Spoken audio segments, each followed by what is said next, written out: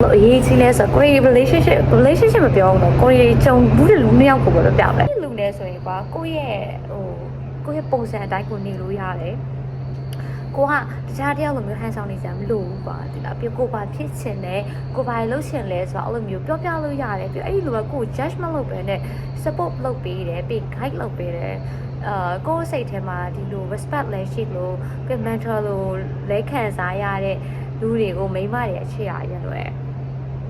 I mean at least for me yeah so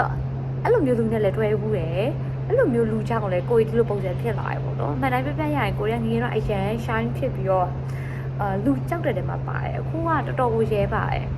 ကြောရဲဆိုရဲလောက်ရဲကိုင်းရဲဆိုရဲအဲ့လိုရဲစင်းများဆိုတာနဲ့ပြည့်စုံတယ်လူဖြစ်သွားတယ်ကွာအဲ့လိုဖြစ်လာရဲဆိုတာလေအဲ့လိုမျိုး confident ဖြစ်အောင်ကိုဘင်းသားနဲ့ you can do it and I believe in you and I trust you like something like that ကွာတိလားဆိုဘယ်လိုပြောရမလဲ well affirmation နေနဲ့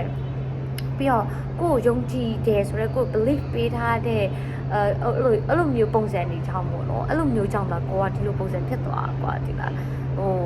ထားပါတော့ for example တလောကလုံးကကိုရုပ်ဆိုးတယ်ပြောရင်တော့မကိုရဲ့ချစ်သူကတလောကလုံးနဲ့ဆန့်ကျင်ဘက်နေအချိုးဆုံးပဲနေအလားဆုံးပဲဆိုရင်တေးချတယ်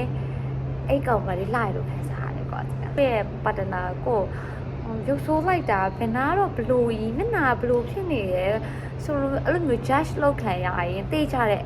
အဲ့ဒီလူကနေပေးတဲ့ response ကကိုယ့်ဘာ impact အရင်ကြီးပြီးတော့ကို insecure ဖြစ်သွားတယ်ငါတကယ်ပဲရုပ်ဆိုးနေရလားဆိုတာအမှန်တကယ်ဆို69ရောက်တော့လူတွေကကိုယ်ချောတယ်လို့ပြောလဲကိုယ့်ရဲ့ partner တစ်ယောက်ကပဲကိုယ်အဲ့လို judge လုပ်လိုက်တဲ့အချိန်မှာအဲ့ဒီ judge ရဲ့ effort ကအရင်ကြီးရကွာဒီလား judge လုပ်တာအဲ့ဆို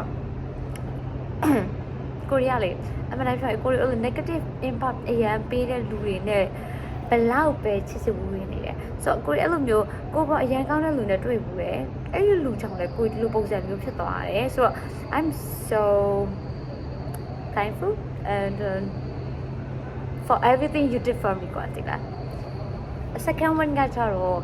တော့ကိုဘာလို့ judge တယ်လို့ပြောကိုရီးယားရေးစားတော့မဟုတ်ဒါပေမဲ့ကိုရီ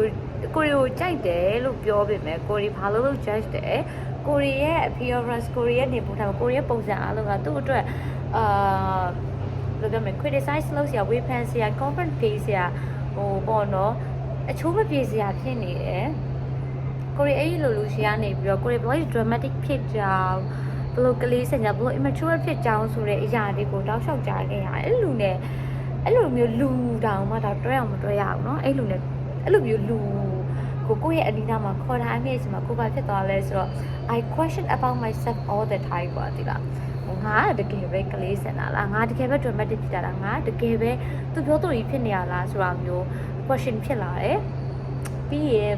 I feel insecure about myself ကိုနဲ့ကိုပတ်သက်ပြီးတော့ confident မရှိတော့သူပြောသလိုပဲငါအဲ့လိုကြီးဖြစ်နေရလားအဲ့ဆိုတခြားလူလည်းငါ့အဲ့လိုမြင်မှာပေါ့ဆိုတာမျိုးပါဒီလားအဲ့လိုမျိုးဖြစ်လာတယ်ပြီးရင်အဲ့လူရဲ့နာမှာဆိုရင်ကိုပုံစံတိုင်းကိုမနေရတော့ဘာဖြစ်လဲဆိုတော့ငါပုံစံတိုင်းငါနေငါဒီလိုပြောခံမယ်ထင်းနေဆိုပြီးကိုမဟုတ်တဲ့တခြားလူပုံစံနေဖြစ်တယ်ကွာဒီလား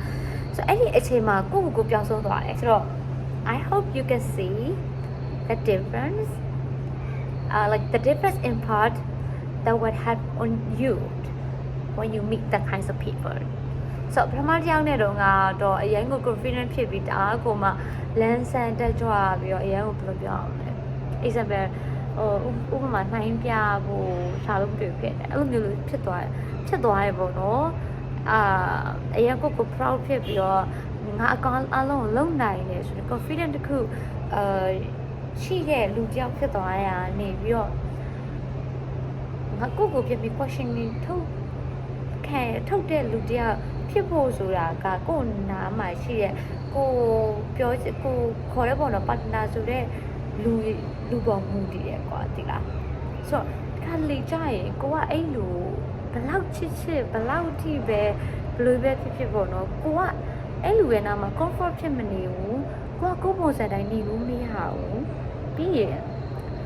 သူကကိုဘာဆိုတာ question အမြဲထုတ်စေတယ်ဆိုရင်တေးချတယ်အဲ့လိုလားမနေနဲ့ကြာနဲ့အမြထိခိုက်တဲ့လူကကိုပဲဖြစ်မှာဆိုတော့ yeah so this is experience like my own experience ပါပဲကိုယ့်ရဲ့တကယ် real life မှာကြုံခဲ့ရတဲ့ဟာကိုပြောထားပါဘောနော် ဆိုတော့ဒီဗီဒီယိုလေးကနေပြောချင်တာကတော့ please don't choose a person who make you question about yourself and who make you feel insecure and also who kind of hate you in some way. Yeah,